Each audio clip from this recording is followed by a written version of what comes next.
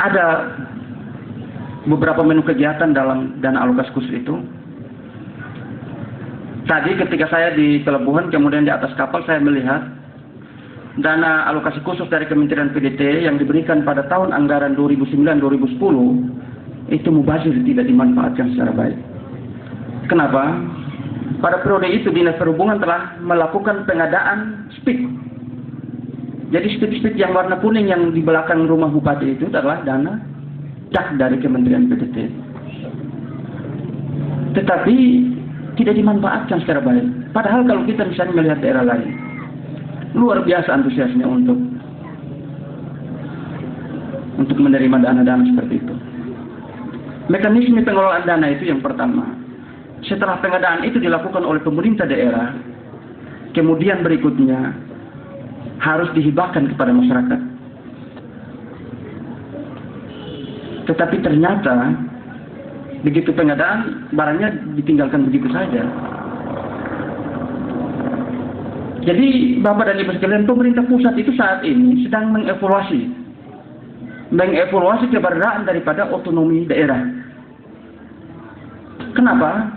Begitu banyaknya bantuan dari pemerintah pusat kepada daerah, tetapi setelah dievaluasi hasilnya begitu-begitu saja, tidak ada dampak yang begitu signifikan terhadap peningkatan. Bapak dan Ibu sekalian, mohon maaf, ini hanya sebagai bahan informasi bagi kita, sehingga Bapak dan Ibu sekalian dengan kehadiran saya di sini, Bapak dan Ibu sekalian juga bisa mengetahui informasi apa sih sebetulnya pembangunan yang dirancang oleh pemerintah Republik Indonesia yang ada di Jakarta, kemudian bagaimana implementasi dan aplikasinya yang ada di Kabupaten Kepulauan Sula.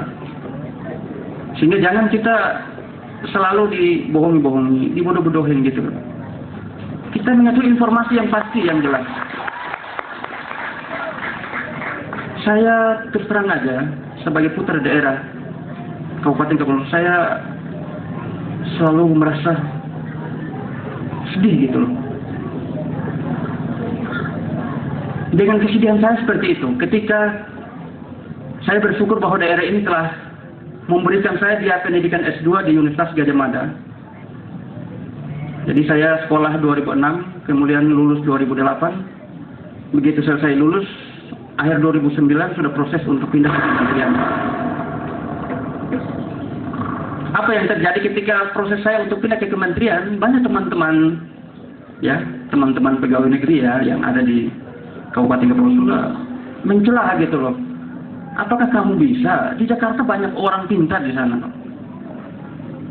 Di kabupaten ini saja kita susah mendapatkan jabatan, apalagi di Jakarta gitu kan. Nggak bekalan lah. Paling-paling kamu sampai di sana lipat-lipat surat aja gitu, atau disuruh antar-antar surat kemana gitu kan.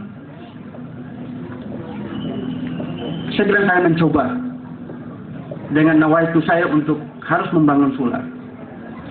Ada yang mengkritik, oh ini daerah sudah sekolah kan, kenapa meninggalkan Sula gitu loh. Ya kita membangun Sula kan bukan hanya berada di Sula sini, tetapi kita harus keluar, sehingga wawasan kita begitu luas, kita menimba ilmu pengetahuan yang banyak, pengalaman yang banyak, baru kita bisa membangun Sula gitu kan.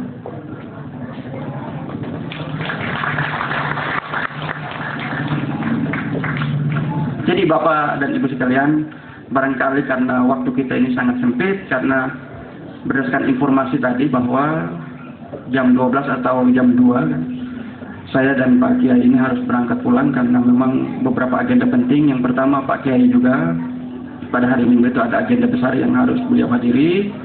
Kemudian saya juga pada hari Minggu itu adalah pembukaan rapat kerja Kementerian Pembangunan Daerah Tertinggal di Bogor.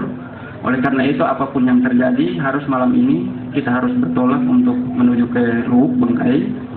Kemudian mungkin hari Minggu pagi insya Allah kita akan kembali ke Jakarta. Saya harapkan Bapak dan Ibu sekalian, doa Bapak dan Ibu sekalian, mudah-mudahan dalam perjalanan kami menuju ke Jakarta ini tidak mendapatkan satu halangan, dan insya Allah sampai ke tempat tujuan bertemu dengan keluarga dengan keadaan selamat. Insya Allah, amin. Akhirnya saya akhiri, saya sampaikan ucapan terima kasih, sekali lagi ucapan terima kasih yang sebesar-besarnya kepada keluarga besar Sulawesi Tenggara dan keluarga besar Sulawesi Selatan yang telah berupaya dengan susah payah melaksanakan kegiatan ini, melaksanakan peringatan Maulid ini dan bisa menghadirkan penceramah dari Jakarta, Bapak Al-Mukarram Kiai Haji Muhtar. Ya, mudah-mudahan segala upaya, segala amal beliau ya, yang begitu jauh datang ke sini, mudah-mudahan mendapat pahala yang sebesar-besarnya. Semoga Bapak Kiai kita ini selalu umur panjang dan akan bertemu lagi dengan kita pada kegiatan yang sama ataupun kegiatan lain yang akan kita butuhkan Pak Al-Mukarramah ini. Akhirnya apabila di dalam kata-kata saya ada hal yang kurang menyenangkan sebagai manusia biasa dalam kesempatan yang mubarakah ini, saya mohon dimaafkan. Saya akhiri, wallahu muwaffiq ila aqwamit thariq. Wassalamualaikum warahmatullahi wabarakatuh.